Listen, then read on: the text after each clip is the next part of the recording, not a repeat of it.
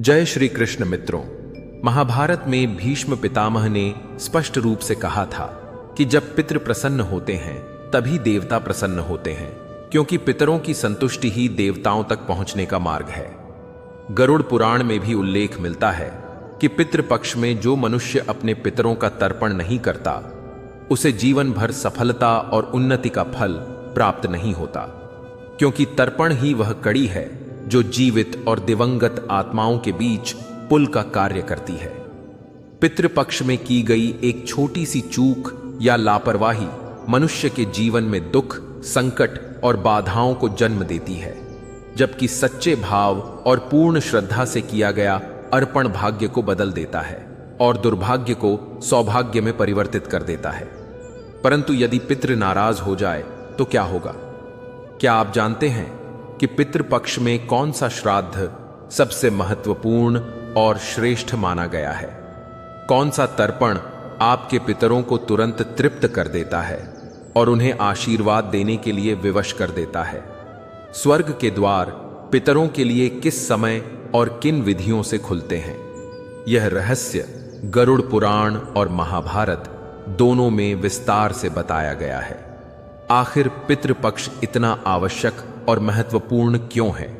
यही प्रश्न हर साधक और श्रद्धालु के मन में उठता है और इन्हीं प्रश्नों के उत्तर मिलेंगे आज की इस कथा में।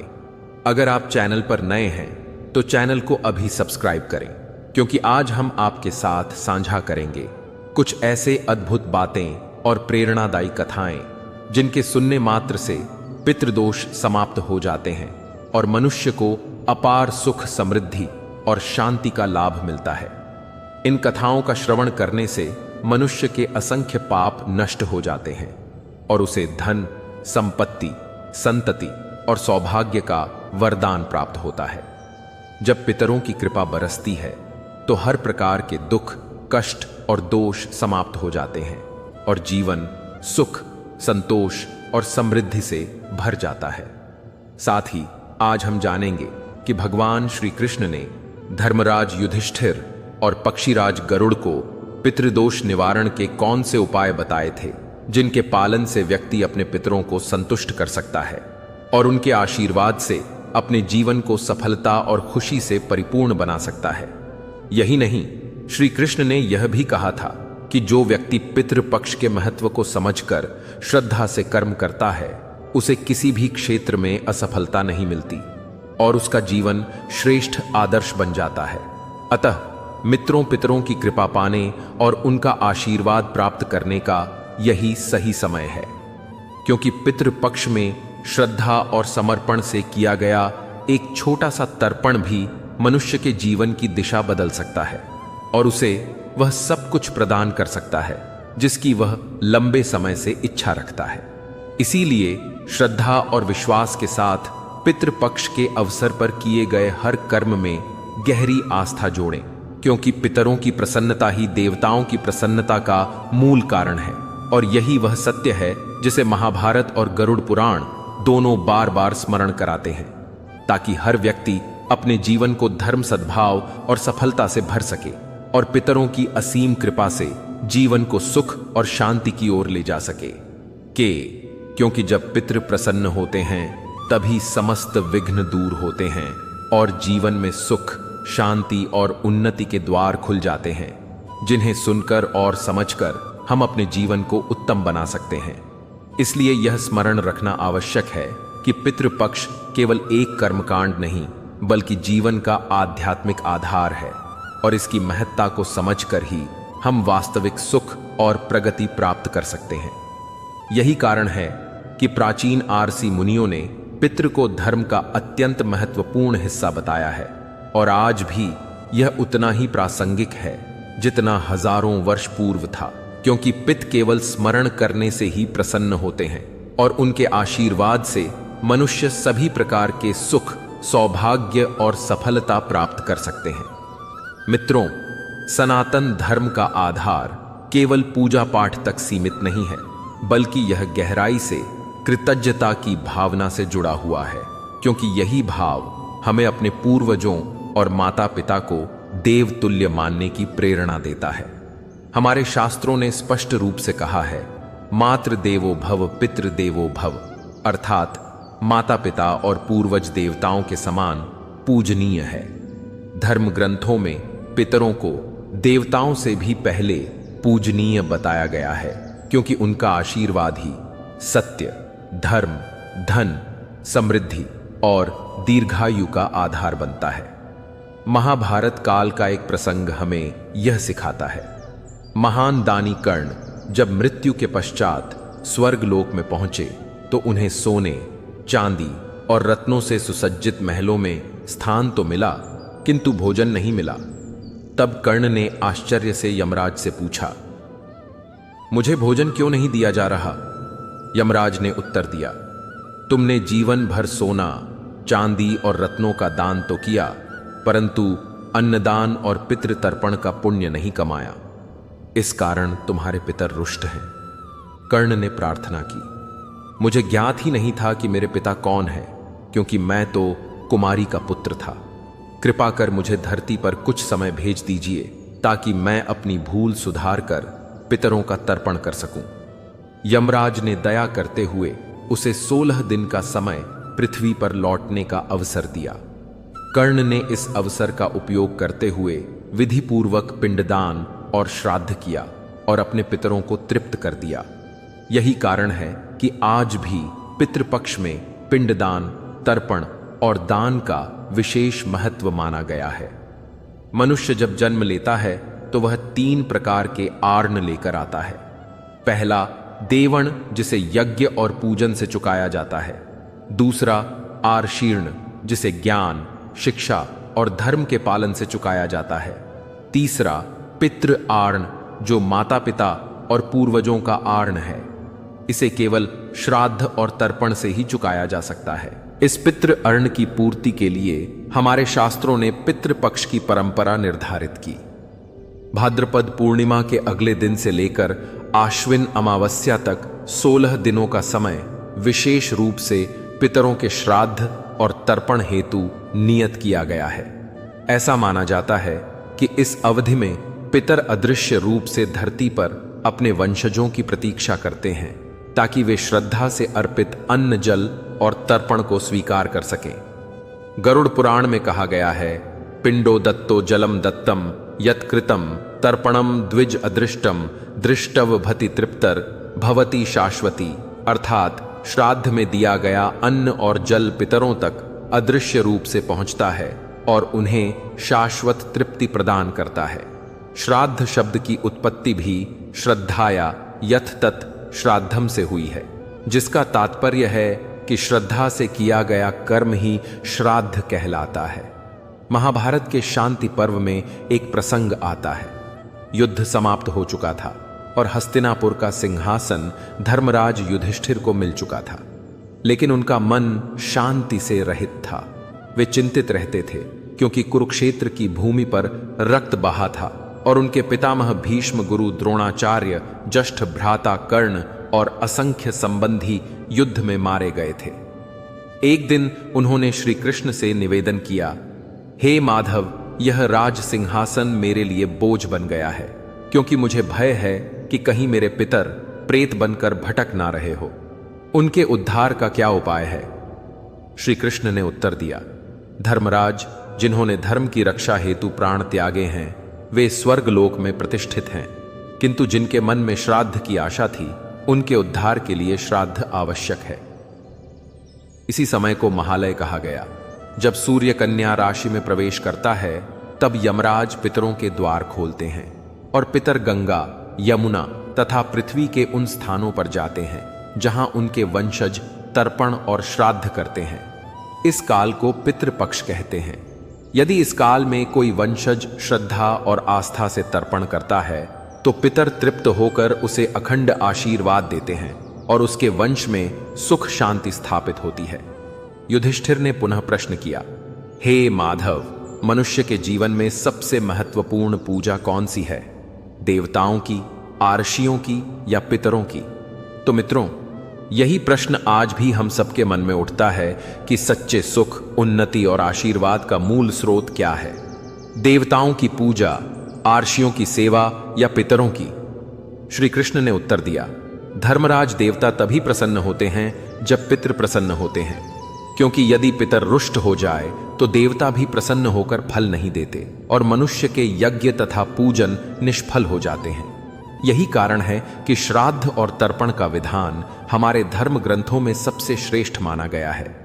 पितृपक्ष में स्वर्ग के द्वार स्वयं खुलते हैं और पितर अपने वंशजों के घर आंगन में अदृश्य रूप से आते हैं।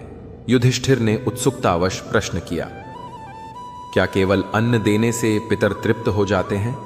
श्री कृष्ण ने शांत भाव से उत्तर दिया, अन्न ही जीवन है धर्मराज।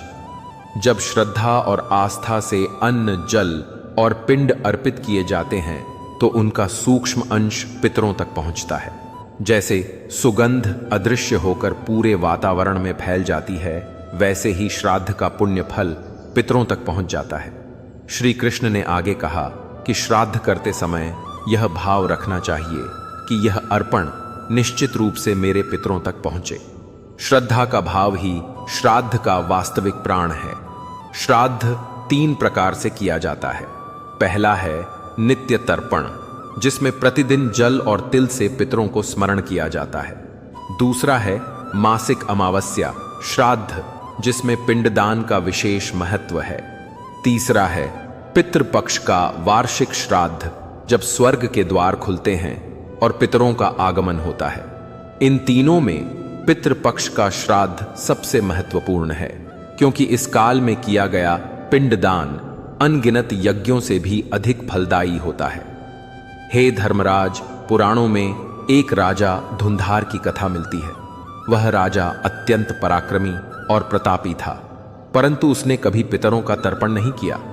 एक बार उसके राज्य में भयंकर अकाल पड़ा और विपत्ति चारों ओर छा गई। जब राजा ने रस्सियों से कारण पूछा तो उन्होंने बताया, राजन, तुम्हारे पितर भूखे प्यासे हैं। वे पितृक से लौटकर तुम्हारे द्वार पर आए थे, परंतु तुमने श्राद्ध नहीं किया। उनके आशीर्वाद के बिना कोई यज्ञ सफल नहीं हो सकता और राज्य समृद्ध नहीं हो सकता।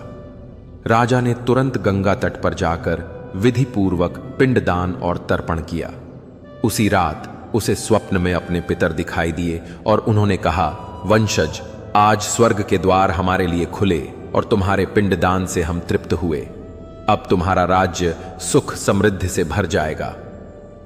अगले ही दिन वर्षा होने लगी और राज्य में हरियाली छा गई। पौराणिक मान्यता है कि पितृपक्ष में जब संध्या का समय होता है तो पितर सूक्ष्म शरीर धारण कर अपने वंशजों के घरों में प्रवेश करते हैं। वे देखते हैं कि किसने तर्पण और अन्नदान किया और किसने उपेक्षा की।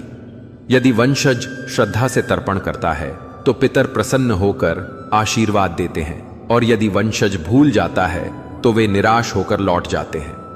गरुड़ पुराण में उल्लेख है कि पितृपक्ष के प्रारंभ में यमराज अपने दूतों को आदेश देते हैं, जाओ और पितरों के द्वार खोल दो ताकि वे अपने वंशजों के श्राद्ध हेतु पृथ्वी पर जा सकें।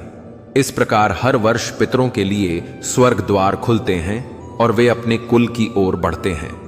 तर्पण की प्रतीक्षा करते हुए कहा गया है कि जब पितर तृप्त होते हैं तो वे 5 विशेष आशीर्वाद देते हैं। पहला, संतान की वृद्धि। दूसरा, अन्न धन की समृद्धि। तीसरा, दीर्घायु और उत्तम स्वास्थ्य। चौथा, सौभाग्य और ऐश्वर्य। और 5वां, परिवार में एकता और शांति। यह 5 वरदान पितर अपने वंशजों को प्रदान करते हैं। यदि कोई व्यक्ति गया, प्रयाग या अन्य तीर्थों पर जाकर पिंडदान करता है तो पितर तुरंत स्वर्ग प्राप्त करते हैं। यहां तक कि जो आत्माएं प्रेत योनि में भटक रही होती हैं, वे भी मुक्त होकर स्वर्ग लोक तक पहुंचती हैं। इसलिए इसे मोक्षदायिनी श्राद्ध कहा गया है। गरुड़ पुराण में कहा गया है कि जिस घर में पितरों का विधि पूर्वक श्राद्ध होता है, वहां देवता भी प्रसन्न होकर निवास करते हैं और लक्ष्मी स्थायी रूप से टिकती है। एक बार देवताओं ने ब्रह्मा जी से पूछा, भगवन, यह पितृपक्ष क्यों और किस उद्देश्य से निर्धारित किया गया है?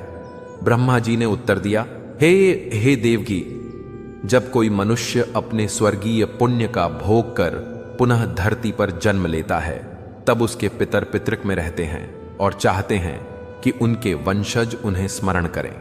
जब लोग भूल जाते हैं तब पितर दुखी होते हैं। इसलिए मैंने वर्ष में 16 दिन का यह विशेष काल निर्धारित किया, जिसमें श्राद्ध करने वाला मनुष्य अपने पितरों को तृप्त कर स्वर्गीय सुख का अधिकारी बनता है। महालय अमावस्या, जो पितृपक्ष का अंतिम दिन है, अत्यंत शुभ और फलदायी मानी जाती है। इस दिन किया गया श्राद्ध सभी पितरों तक पहुंचता है, चाहे वे किसी भी योनि में हो। एक समय पक्षीराज गरुड़ अपने मन में गहन जिज्ञासा लिए भगवान श्री कृष्ण के पास आए और प्रणाम करके बोले, हे प्रभु, पितृपक्ष में पितरों की पूजा करने से कौन सा फल प्राप्त होता है और पितरों की शांति के लिए कौन से उपाय किए जाने चाहिए। तब भगवान श्री कृष्ण ने मुस्कुराकर कहा, हे गरुड़, तुम्हारा प्रश्न अत्यंत उत्तम है, क्योंकि इसमें संपूर्ण मानव जाति का कल्याण छिपा हुआ है। जो मनुष्य अपने पितरों को श्रद्धा से संतुष्ट करता है, उसके जीवन के सारे दोष, कष्ट और दुख समाप्त हो जाते हैं और वह हर क्षेत्र में सफलता, सुख और समृद्धि प्राप्त करता है, क्योंकि पितरों का आशीर्वाद ही सबसे बड़ा धन और सुरक्षा कवच होता है। और इसीलिए कहा गया है कि श्राद्ध और तर्पण करने वाले सदैव देवताओं की कृपा और पितरों की छत्र छाया में सुरक्षित होते हैं। पितरों की पूजा करने से मनुष्य को अपने पूर्वजों का दिव्य आशीर्वाद प्राप्त होता है और उसके जीवन में सुख, शांति तथा समृद्धि का प्रवाह होता है। इस संदर्भ में एक अत्यंत प्राचीन कथा कही जाती है, जिसमें एक अप्सरा और आरश की वार्ता का उल्लेख आता है और जिसे सुनने मात्र से पितृदोष का नाश हो जाता है। इसलिए हे गरुड़, आज मैं तुम्हें यह कथा सुनाता हूं। इसे ध्यान पूर्वक सुनना, क्योंकि इसमें छिपे रहस्य तुम्हारे सभी प्रश्नों का समाधान कर देंगे। इस कथा को सुनने वाला व्यक्ति पितृकृपा का अधिकारी बनता है और उसके जीवन से दुख, संकट तथा दोष सदा के लिए समाप्त हो जाते हैं। श्री कृष्ण ने कहा, हे गरुड़, यह प्रसंग अत्यंत प्राचीन काल का है, जब रुचि नामक एक राजा थे। वे सांसारिक मोह, भोग और विलासिता को छोड़कर निर्भय होकर ब्रह्मचर्य का पालन करने लगे थे। उन्होंने गृहस्थ जीवन से विरक्ति ले ली और केवल वन वन भटकते रहते थे। दिन में केवल एक बार भोजन करते, तपस्या में लीन रहते और सांसारिक बंधनों से पूर्णतः मुक्त हो चुके थे। जब उनके पितृगों ने देखा कि उनका वंशज गृहस्थ जीवन का त्याग कर रहा है, तो वे अत्यंत चिंतित हो गए, क्योंकि वंश की निरंतरता संतान से होती है और बिना संतान के वंश परंपरा टूट जाती है।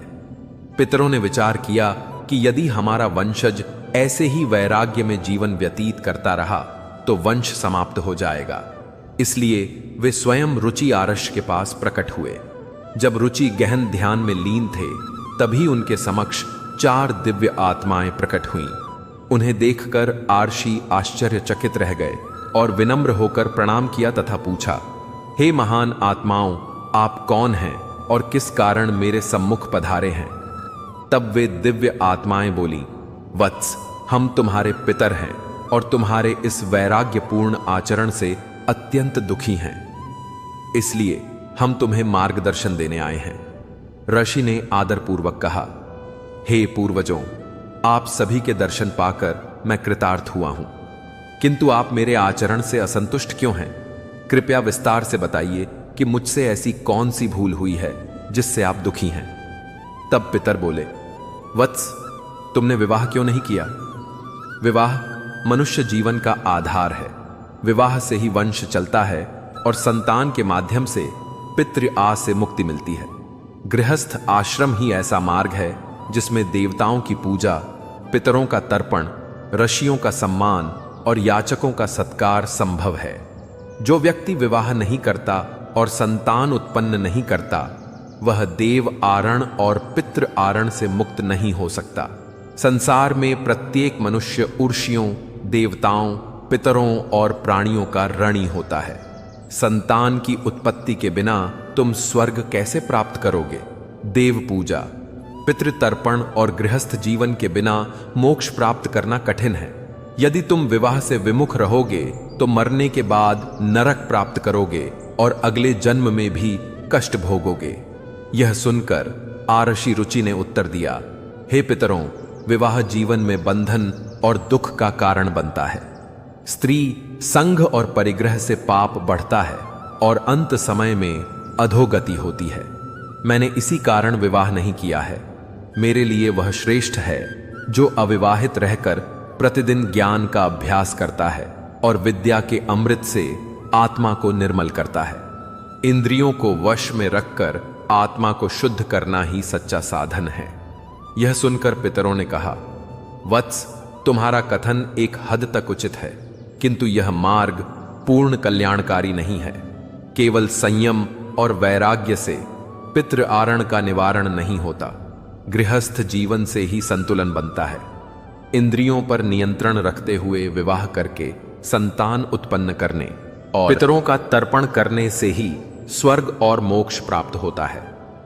तुम्हारा मार्ग अधूरा है और इससे तुम्हें वह पूर्ण कल्याण नहीं मिलेगा जिसकी अपेक्षा तुम कर रहे हो। इस प्रकार पितरों ने आरषि रुचि को समझाया कि जीवन में संतुलन आवश्यक है और केवल एक पक्ष पर चलने से पूर्णता नहीं आती।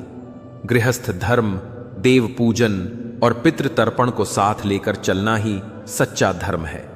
इसलिए मनुष्य को वैराग्य और ज्ञान के साथ साथ विवाह और गृहस्थ धर्म का भी पालन करना चाहिए, क्योंकि यही वह मार्ग है जिससे वंश चलता है और पितरों की संतुष्टि होती है। हे गरुड़, इस कथा का यही संदेश है कि पितरों की पूजा और श्राद्ध से न केवल वे प्रसन्न होते हैं, बल्कि उनका आशीर्वाद जीवन के हर क्षेत्र में सुख और सफलता देता है। इसलिए हर मनुष्य को यह स्मरण रखना चाहिए कि पितरों के बिना जीवन अधूरा है और उनकी कृपा से ही हमारा अस्तित्व है। और यही कारण है कि पितृपक्ष का महत्व अनादिकाल से लेकर आज तक बना हुआ है, क्योंकि जब हम अपने पूर्वजों को प्रसन्न करते हैं तभी देवता भी हम पर कृपा करते हैं और हमारा जीवन संपूर्ण बनता है। क्योंकि वास्तव में पितरों के आशीर्वाद के बिना कोई भी मनुष्य न तो समृद्धि पा सकता है और ना ही शांति। और यदि तुम इस तथ्य को भली भांति समझ लोगे तो जान जाओगे कि तुम स्वयं पितरों की छत्र छाया में सुरक्षित रह रहे हो। यही कारण है कि ऋषियों ने कहा है, हे मनुष्य, अपने पूर्वजों का तर्पण करना मत भूलना, क्योंकि उनके आशीर्वाद से ही तुम्हारे जीवन का हर संकट दूर होगा और तुम सदा सुख और समृद्धि का अनुभव करते रहोगे। इसीलिए गरुड़ स्मरण रखो कि पितरों की कृपा से ही जीवन में वास्तविक उन्नति और संतोष प्राप्त होते हैं और उनका स्मरण ही हमें सच्चे धर्म और मोक्ष की ओर ले जाता है, क्योंकि अंततः पितरों की कृपा से ही सब कुछ संभव होता है और उनके आशीर्वाद के बिना जीवन अधूरा रह जाता है। इसलिए हे गरुड़, सदैव याद रखना कि पितरों का आशीर्वाद ही मनुष्य का सबसे बड़ा धन है और वही उसे हर मार्ग पर सफलता और मोक्ष की ओर ले जाता है। यही कारण है कि आज भी सभी लोग पितृपक्ष में तर्पण और श्राद्ध करते हैं और यही उनके जीवन की सबसे बड़ी साधना कही जाती है, क्योंकि बिना पितरों की कृपा के कोई भी सुख और शांति स्थायी नहीं रह सकते। और यह सत्य तुम सदैव अपने हृदय में धारण करके चल रहे हो। यज्ञ, तप और दान के द्वारा जब मनुष्य अपने अमंगल और पाप कर्मों को दूर करते हुए निष्काम भाव से जीवन जीता है, तब उसके शुभ और अशुभ कर्म भी बंधन का कारण नहीं बनते। जो भी पूर्व जन्म का संचित कर्म है वह भोग के द्वारा धीरे धीरे नष्ट हो जाता है और जो पुण्य कर्म है वह सुख दुख के अनुभव से निरंतर समाप्त होता रहता है। तब आरषि रुचि ने अपने पितामह से कहा, हे पितामह, वेदों में कर्म मार्ग का प्रतिपादन वास्तव में अविद्या और माया की पुष्टि करता है। ऐसे में आप मुझे विवाह करने के लिए क्यों प्रेरित कर रहे हैं? विवाह करने से तो मुझे केवल बंधन और अनिष्ट ही मिलेगा। इस पर पितरों ने उत्तर दिया, वत्स, तुम्हारा यह कहना कि कर्म अविद्या है सत्य अवश्य है, किंतु विद्या प्राप्त करना भी एक प्रकार का कर्म है। शास्त्रों में जो विहित कर्म बताए गए हैं उनका उल्लंघन सज्जन पुरुष कभी नहीं करते। उन्हीं के पालन से उन्हें मोक्ष की प्राप्ति होती है।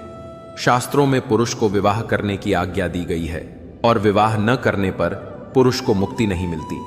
संतान के बिना ना तो स्वर्ग प्राप्त होता है और ना ही मोक्ष।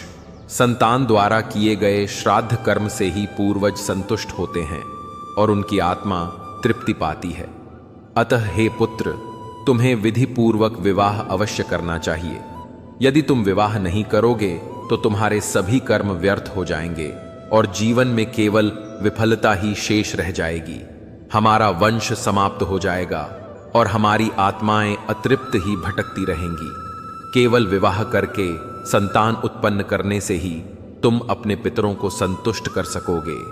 श्री कृष्ण कहते हैं, हे गरुड़, जब आर्षि रुचि ने अपने पितरों से यह वचन सुने तो उनके हृदय में ग्लानि उत्पन्न हुई और उन्होंने विवाह करने का निश्चय किया। किंतु उन्होंने विनम्रता से कहा, हे पितरों, अब तो मैं वृद्ध हो चुका हूं, कौन मुझे अपनी कन्या देगा? मेरे जैसे बूढ़े व्यक्ति के लिए विवाह करना अत्यंत कठिन और कष्टदायक है। तब पितरों ने कहा, वत्स, यदि तुम हमारे वचनों का पालन नहीं करोगे तो निश्चित ही हम सबका पतन हो जाएगा और तुम्हारी भी अधोगति होगी। इतना कहकर वे सभी पितर अदृश्य हो गए। तब श्री कृष्ण कहते हैं, हे गरुड़, पितरों के ऐसे कटु वचनों को सुनकर आर्षि रुचि का मन अत्यधिक व्याकुल हो उठा। वे अपने पितरों की मुक्ति के लिए गहराई से चिंतन करने लगे और कन्या की खोज हेतु पृथ्वी लोक पर विचरण करने लगे। किंतु बहुत प्रयत्न करने पर भी उन्हें कोई कन्या प्राप्त ना हो सकी। वे बार बार पितरों की बातों को स्मरण करके चिंता में डूब जाते और मन ही मन सोचते, मैं क्या करूं, कहां जाऊं, कौन स्त्री मुझसे विवाह करके मेरे पितरों को तृप्त करेगी। इस प्रकार वे गहन चिंतन में डूबे रहे और अंत में उन्होंने ब्रह्मदेव की कठोर तपस्या करने का संकल्प किया। उन्होंने 100 वर्षों तक वन में कठोर तप किया, ना अन्न लिया न जल पिया, केवल ध्यान और उपवास में ही जीवन बिताया। अंततः उनकी तपस्या से प्रसन्न होकर जगत पिता ब्रह्मा प्रकट हुए और उन्होंने कहा, हे रुचि, मैं तुम्हारी घोर तपस्या से अत्यंत संतुष्ट हूं। जो भी अभिलाषा तुम्हारे मन में है उसे प्रकट करो, मैं उसे अवश्य पूर्ण करूंगा। तब आर्ष रुचि ने विनम्र होकर प्रणाम किया और बोले, हे परमपिता, मेरे पितरों ने मुझसे संतान उत्पन्न करने की आज्ञा दी है, किंतु मुझे विवाह योग्य कोई कन्या प्राप्त नहीं हो रही। इसलिए आप कृपा करके मुझे ऐसी कन्या प्रदान करें जिससे विवाह कर मैं संतान उत्पन्न कर सकूं और अपने पितरों को संतुष्ट कर सकूं। ब्रह्मदेव ने प्रसन्न होकर कहा, हे विप्र, तुम्हें अब किसी चिंता की आवश्यकता नहीं है। तुम प्रजापति बनोगे और तुम्हारे माध्यम से ही इस संसार में प्रजा का विस्तार होगा। तुम्हारे ही द्वारा समस्त लोकों में प्राणियों की उत्पत्ति होगी और तुम्हारे वंश से ही आगे चलकर अनगिनत कुलों की स्थापना होगी।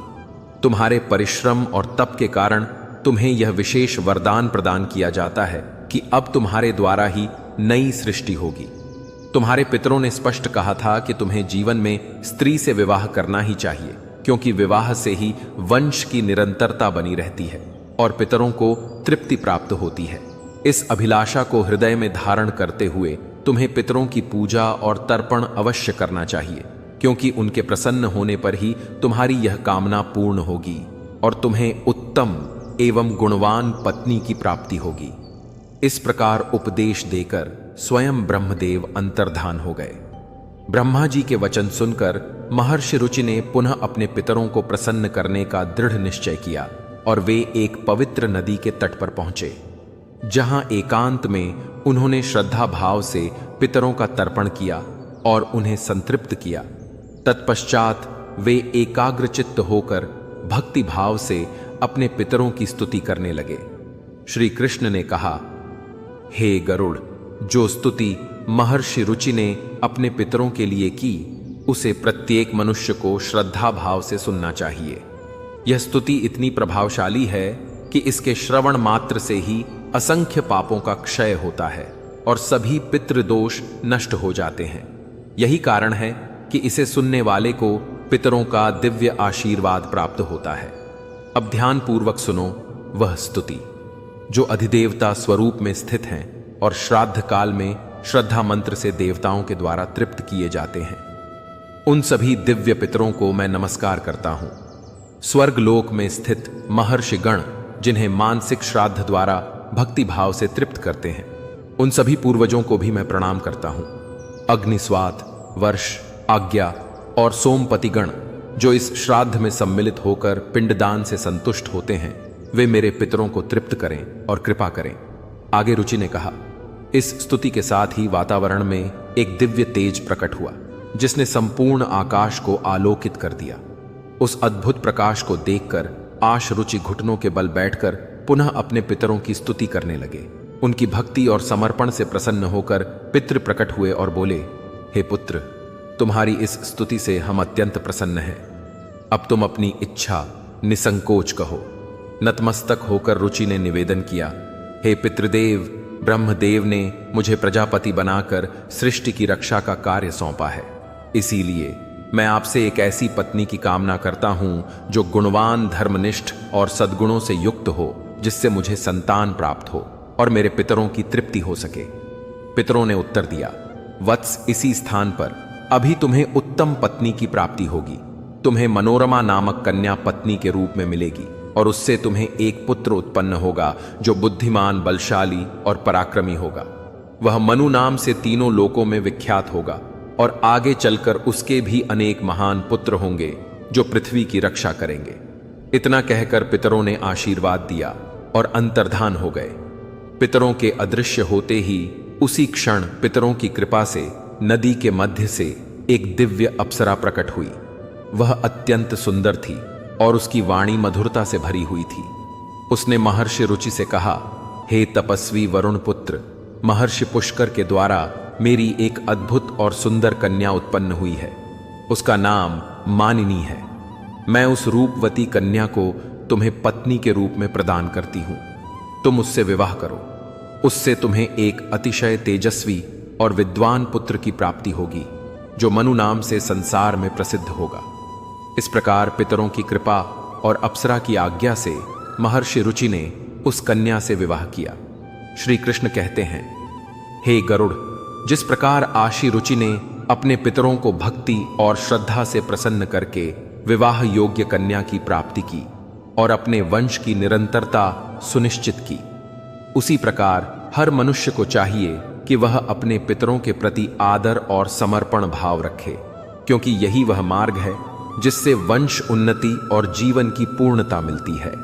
कथा के अंत में भगवान श्री कृष्ण ने गरुड़ जी को विस्तार से पितरों को प्रसन्न करने के विविध उपाय बताए, जो न केवल पितृदोष को दूर करते हैं बल्कि पितरों की दिव्य कृपा भी दिलाते हैं। श्री कृष्ण कहते हैं, पितरों को संतुष्ट करने के लिए सबसे पहला और मुख्य उपाय तर्पण है। तर्पण का तात्पर्य है पवित्र भावना और श्रद्धा से जल अर्पण करना। पितृपक्ष के दिनों में शुद्ध हृदय से काले तिल, जल, दूध और कुश के साथ पितरों का आह्वान करके जल अर्पण करना चाहिए, जिससे पितृग प्रसन्न होकर आशीर्वाद देते हैं। तर्पण के समय AUM पितृभ्य स्वधा मंत्र का उच्चारण अवश्य करना चाहिए, जिससे पितरों की आत्मा तृप्त होती है। श्री कृष्ण आगे कहते हैं कि श्राद्ध कर्म भी पितरों को तृप्त करने का एक अत्यंत प्रभावशाली मार्ग है। इस अनुष्ठान में पितरों के नाम से सात्विक भोजन अर्पित करना, ब्राह्मणों को आदर पूर्वक भोजन कराना, उन्हें वस्त्र और दक्षिणा देकर आशीर्वाद लेना अनिवार्य माना गया है। श्राद्ध के दिन विशेष रूप से खीर, पूरी, सब्जी और पौष्टिक भोजन बनाकर पवित्रता के साथ अर्पण करना चाहिए। साथ ही गाय, कुत्ते, कौवे और ब्राह्मणों को भोजन कराना भी शुभ फल देने वाला होता है। ऐसा करने से पितरों की कृपा से जीवन में सुख और समृद्धि आती है। श्री कृष्ण कहते हैं, पीपल और तुलसी की पूजा करना भी पितरों को संतुष्ट करने का महत्वपूर्ण उपाय है। पीपल का वृक्ष पितृगणों का निवास स्थल माना गया है और तुलसी देवी लक्ष्मी का प्रतीक है। श्राद्ध के दिन पीपल और तुलसी की पूजा करके तथा पीपल के नीचे दीपक जलाकर पितरों को तृप्त किया जा सकता है। भगवान श्री कृष्ण गरुड़ जी से कहते हैं कि जो मनुष्य पितृदोष से पीड़ित होता है उसे गया जी या किसी पवित्र तीर्थ में जाकर पिंडदान अवश्य करना चाहिए। विशेषकर गया में पिंडदान करने से पितर संतुष्ट होकर वंशजों को आशीर्वाद देते हैं और उनकी आत्मा को मोक्ष की प्राप्ति होती है। पिंडदान में काले तिल, कुश और चावल का उपयोग करके अर्पण करना चाहिए, जो पितरों को गहन शांति प्रदान करता है। श्री कृष्ण कहते हैं, श्राद्ध पक्ष में व्रत रखना, सात्विक भोजन करना और ब्रह्मचर्य का पालन करना आवश्यक है। इस समय मांस, मदिरा और तामसिक आहार का सेवन वर्जित है। व्रत के दौरान भगवान विष्णु, शिव और देवी लक्ष्मी की आराधना करनी चाहिए। इससे पितरों की आत्मा प्रसन्न होती है और आशीर्वाद प्रदान करती है। पितरों को संतुष्ट करने का एक और श्रेष्ठ मार्ग है अन्नदान और वस्त्रदान। गरीबों, ब्राह्मणों और साधुओं को श्रद्धा से भोजन और वस्त्र प्रदान करने से पितरों की आत्मा तृप्त होती है। इससे मनुष्य को अपार पुण्य की प्राप्ति होती है और पितृदोष नष्ट होते हैं। साथ ही घर परिवार में सुख समृद्धि आती है। भगवान श्री कृष्ण ने यह भी बताया कि पवित्र नदियों में, विशेषकर गंगा में स्नान करके पितरों के निमित्त जल अर्पण करना अत्यंत फलदायी है। गंगा जल पितरों की तृप्ति के लिए सर्वोत्तम माना गया है, क्योंकि इसके प्रभाव से पितृदोष समाप्त होते हैं और पितर संतुष्ट होकर आशीर्वाद देते हैं। इस प्रकार श्री कृष्ण ने गरुड़ जी को पितरों की पूजा और तर्पण के महत्व को विस्तार से समझाया और यह बताया कि जब मनुष्य श्रद्धा और विश्वास से इन उपायों को करता है तो उसका जीवन सभी प्रकार के दोषों से मुक्त होकर सुख, शांति और समृद्धि से परिपूर्ण हो जाता है, क्योंकि पितरों की कृपा ही वह अदृश्य शक्ति है जो मनुष्य के जीवन को संवारती है और उसे धर्म, अर्थ, काम और मोक्ष चारों पुरुषार्थों की सिद्धि प्रदान करती है।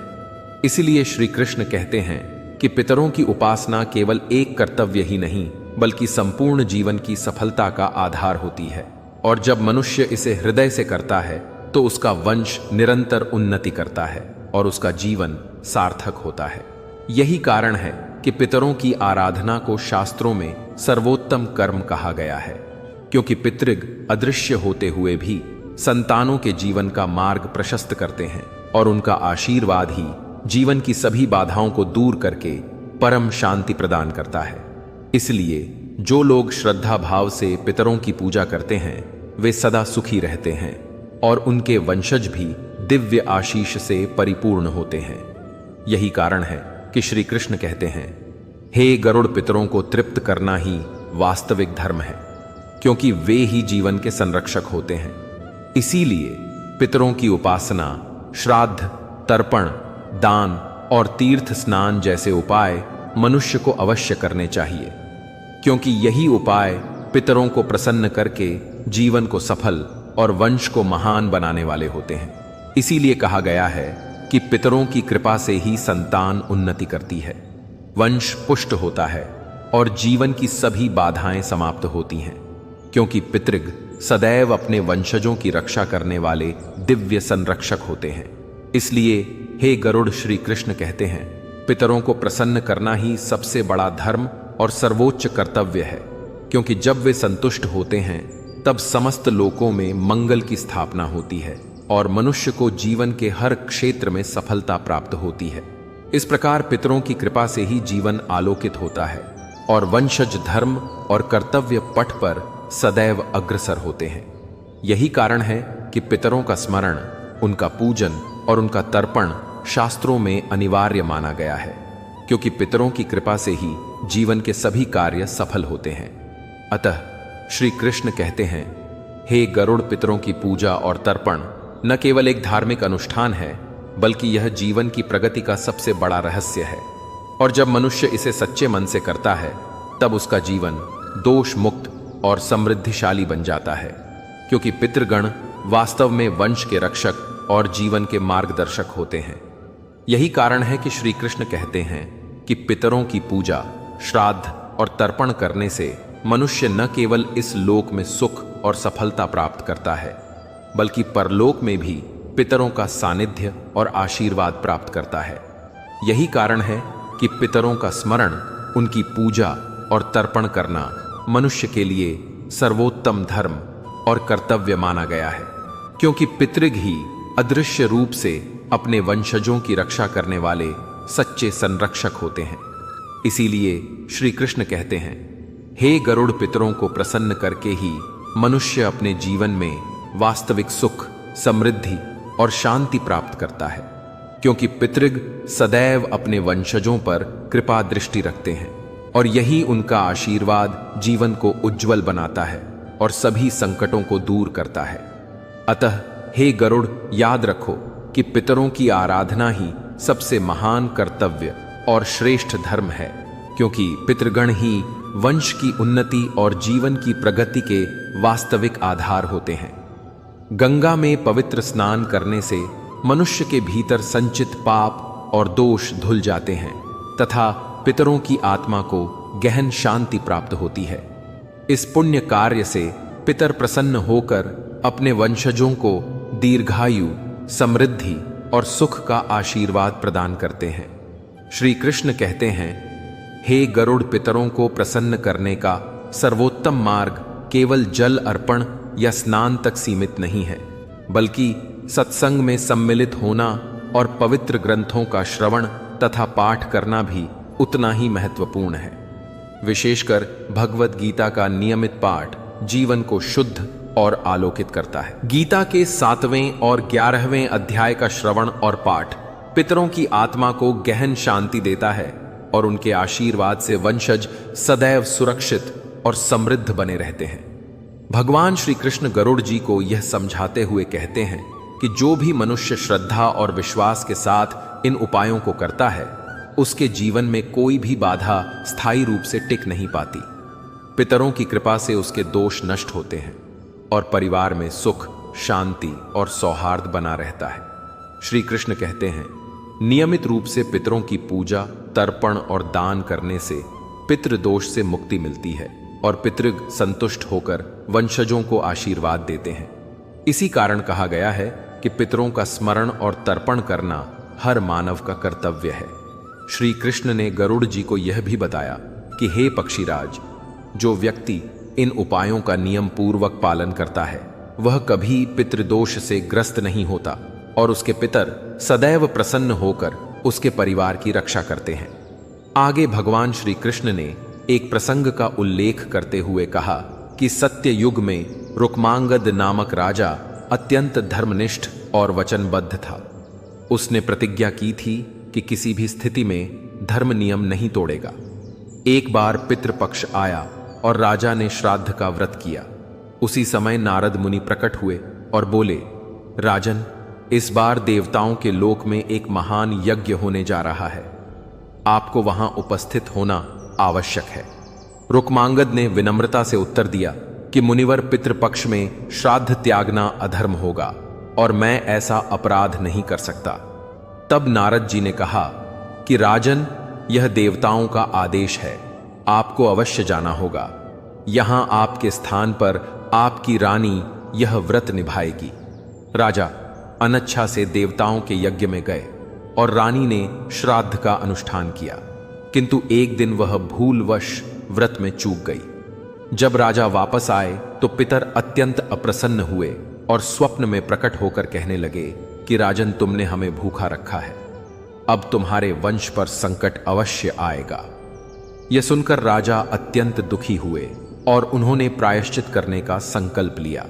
उन्होंने ब्राह्मणों को दान दिया, गंगा स्नान किया और पितरों की आराधना करके उन्हें संतुष्ट किया। तब जाकर पितरों ने प्रसन्न होकर शांति प्रदान की। इस कथा से यह शिक्षा मिलती है कि श्राद्ध कार्य को कभी टालना या हल्के में लेना नहीं चाहिए, क्योंकि यह केवल एक अनुष्ठान नहीं बल्कि पितरों के प्रति कृतज्ञता और श्रद्धा का प्रतीक है। भगवान श्री कृष्ण ने इस प्रसंग से यह स्पष्ट किया कि पितृपक्ष केवल अनुष्ठानों की श्रृंखला नहीं है, बल्कि यह हमें स्मरण कराता है कि जीवन की दौड़ में केवल अपनी प्रगति ही सब कुछ नहीं है, बल्कि अपनी जड़ों को याद रखना, अपने पूर्वजों के प्रति श्रद्धा प्रकट करना और उनके आशीर्वाद को प्राप्त करना भी उतना ही आवश्यक है। यही कारण है कि शास्त्रों ने श्राद्ध, तर्पण और दान को सर्वोत्तम कर्मों में गिना है, क्योंकि जब पितर प्रसन्न होते हैं तो परिवार, समाज और संपूर्ण वंश उन्नति की ओर अग्रसर होता है। इसीलिए पितृपक्ष हमें यह गहन संदेश देता है कि पूर्वजों की स्मृति, श्रद्धा से किया गया अर्पण और संतोषपूर्ण जीवन ही वास्तविक सनातन धर्म के सार हैं। मित्रों, उम्मीद करते हैं कि आज की वीडियो से आपने बहुत कुछ जाना होगा। आगे ऐसी जानकारी प्राप्त करने के लिए आप हमारे चैनल को जरूर सब्सक्राइब करके रखिएगा, जिससे मेरी वीडियो के माध्यम से आपको बहुत कुछ सीखने को मिलता रहे। मिलते हैं कल फिर एक नई वीडियो के साथ। जय श्री कृष्णा, राधे थे।